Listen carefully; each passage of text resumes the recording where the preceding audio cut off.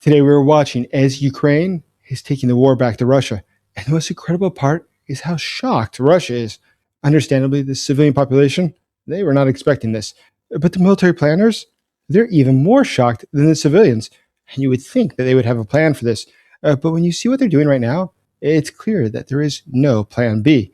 They have no idea what to do to respond to these attacks. And what Ukraine is doing now is breaking Russia's ability to wage war. And that's something that Russia never planned on. Consider the attacks we've seen just in the past couple of days. Ukraine is going after Russia's economic ability to wage war, but that also means the economic ability to manage their state, to pay their daily cost. Without that, the state starts to have problems. They're not able to have a military if they don't have military supplies, if they don't have weapons. But Ukraine is destroying the weapons factories. That's destroying tomorrow's missiles today, and that is protecting the lives of Ukrainian citizens. In all, we are watching as Ukraine is executing a brilliant strategy that is changing the course of this war, a strategy for which Russia has no reply. Today, across Russia, we are watching the same thing play out. Not only are people short on gas, they're short on patience, but they're full of questions. How is this possible? How did the Kremlin allow this to happen?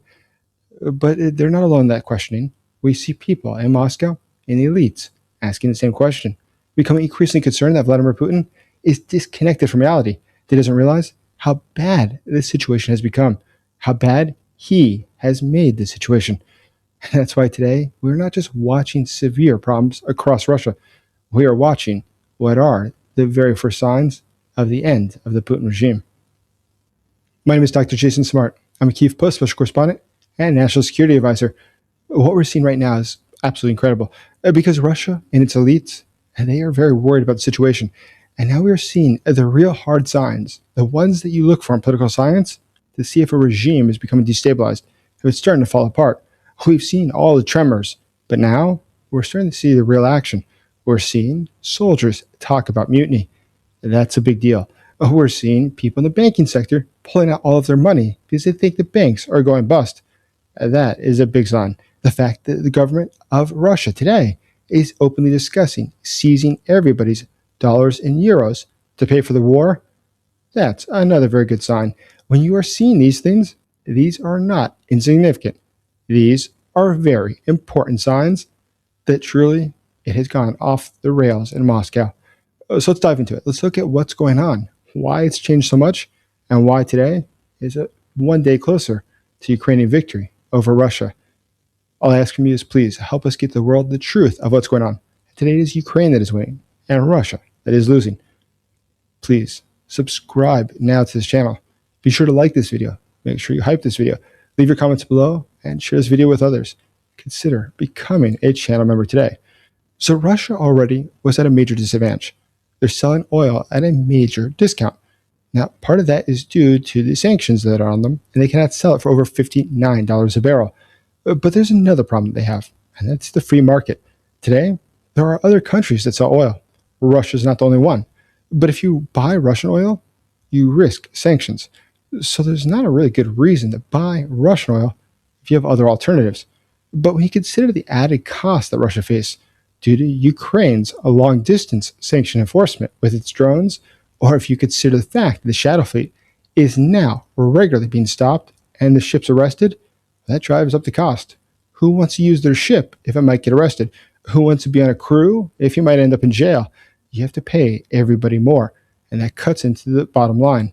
But the attacks that Ukraine is carrying out, they're not just on any given facility.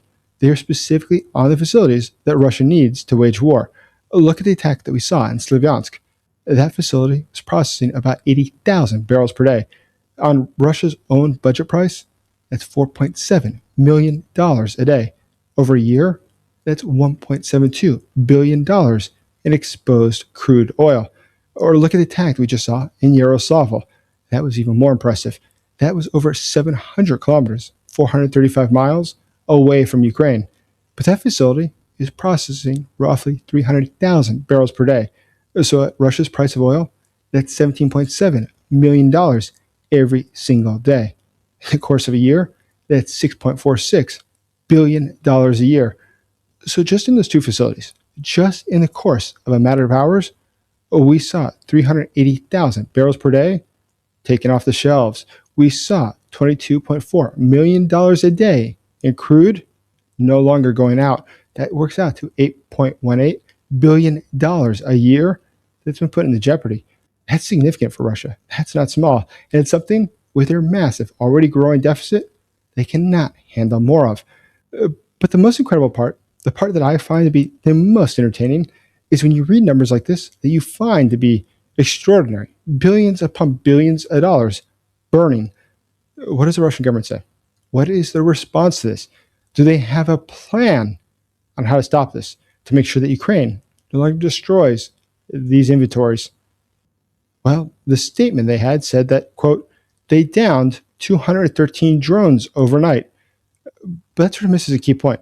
They might have very well downed 213 drones, but apparently some of them got through. And that's the key. Only some of them have to get through. You can down a lot of them. You can down the majority of them. But if you fail to hit the specific ones that do get through and do hit the refineries, the rest, it didn't really matter. The fact is, you've just seen everything you had go up in the red. Or look at the other attack that we saw. Look at the attack that we saw at the Titan-Barrikady plant in Volgograd. That's about 450 kilometers, 280 miles away from Ukraine. Now, that facility specifically, that's an important one because that was doing the Yars and the Topol-M strategic missile launchers. It was also tied to the Iskander-M tactical ballistic missile launchers. But what do you do when the one facility producing the launchers is no longer existent? How do you get more launchers? Well, in the case of Russia, you don't. That is a serious blow. Just keep going, and eventually you will get through. Which means, at which stage can we expect that Russia will no longer see its oil refineries burn or its factories producing war goods? Why would we ever assume that day would come? If Ukraine has a capacity to stop it, which they are doing, then why would we expect that Russia will be able to reverse it? They've shown they have no plan to do so. They've shown that they have a lack of air defense. The air defense that they have, well, it was not made to be shooting down little drones. It was made to shoot down B-52s. The size, it's not very similar. But today, there's something else that is working in the favor of Ukraine. Russia is carrying out major attacks across Ukraine on a regular basis. We see them striking things like apartment buildings. We see them striking things like schools. But what does it gain? Well, it gains them a huge amount of debt. Russia today is spending incredible sums on their missiles. Just consider something like an Iskander-M. That missile, that can cost about $3 million each. Or look at the Kleber missile. That's about $2 million each. Ukraine, and something like the Flamingo, the one that just destroyed the facility in Volgograd doing the launchers, that cost about $500,000. So it is more economical for Ukraine to do this than it is for Russia. But more than that, it is hitting targets that have a great deal of value because they cannot be replaced. They're absolutely critical and necessary for the war effort for the Russians. That is a huge difference between the two countries. It's something that gives Ukraine a huge advantage. Or look at the attack that we just saw at the pumping station in Fytyrova. That's looking at Vladimir Oblast. What's so interesting about that facility is that it's not for Vladimir Oblast that matters. That attack was about something far different. Now, few analysts have noticed this, but you might have guessed, if you follow this channel for a while, what's really behind it. That facility is producing what they need for Sheremetyevo, Domodedovo, and Vnukovo airports. Those are the airports that service Moscow. So if you destroy that facility, Moscow's airports doesn't have what it needs to fly airplanes. And when the capital can't fly airplanes, that creates more problems. But it creates more problems, especially for the leader of the country that got them in this position. It doesn't win him any new fans when nobody can take off or land. But if you look at the battlefield as a whole, if you look at the map as a whole of what's occurring, you see things are definitely not going Russia's way. Across all of Crimea, we see them attacking things like the fuel, the ammunition, the equipment that's necessary to maintain the occupation. But more than that, they're going after the routes necessary to maintain the occupation. By going after all of these things routinely, day after day, they are degrading the Russian capability to continue fighting. They're degrading Russia's entire ability to continue a long-term war. Russia's throwing endless resources at Crimea, but by doing that, is burning what it needs to be fighting Donbass. It's burning what it needs to be defending the homeland. And that's why the Russian population is becoming concerned. They themselves, given a choice Do you think that they prefer air defense in their neighborhoods? Or do you think they prefer it for Crimea? I assure you, they don't care that much about Crimea. So today, there's a decision for the Kremlin. Do you protect your citizens? Do you protect what they think is the most important? Or do you protect what is politically the most important for you? And obviously, the Kremlin chose what's most important for them. But that's where people like the guys right now in the military talking about rebelling against the government, talking about mutiny. That's where they're coming from. Today, the government is disconnected from the reality. Anyone that has hope that Russian soldiers will come and save and rescue them is completely not reading what's occurring. They don't see how bad the situation really is in the Russian military. Today, the Russian military is not just a joke, it's a disaster. It's horrific, in fact, and there's no signs that things will improve. That's why Ukraine is able to carry out attacks like this, knowing full well that Russia will never develop a plan to stop it. Now, right now, you've heard increasingly people talk about the fact that Ukraine, if it takes Crimea, it could do it relatively quickly. All you have to do is make sure that the peninsula is cut off for a while. Already, it's pretty thoroughly cut off. So without fuel, without oil, without food, without water, how long can the peninsula hold out? It won't be so long. It'll be pretty quick.